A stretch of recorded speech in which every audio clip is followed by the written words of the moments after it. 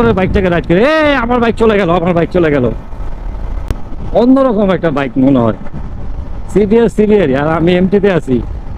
কি অবস্থা রানা ভাই? ও ভাল লাগে, সিভিয়ার একটা মজাই আলাদা। দেখেন আপনি নিজেই দেখেন কত সুন্দর লাগে। 75-এ একবারে স্লো, ভাল লাগে, আলেজি লাগে ভাই, মজাই আলাদা ভাই। যে যত কথাই কোক, আমি ওইটাই বলতেছিলাম। হ্যাঁ একবার ইজি ভাই, ভাল লাগে। মনে করেন এটা সামনে ফাঁকা লাগে ভাই, সামনে ফাঁকা লাগে মনে আমি উঠতেছি। আর এটার একটা ভাবই আলাদা ভাই, এটা টানলে মজা লাগে, অন্যরকম ফিলই আলাদা। এটা অস্বীকার করার কিছু না, এটা স্বীকার করতে হইব, এটা স্বীকার করা লাগবে।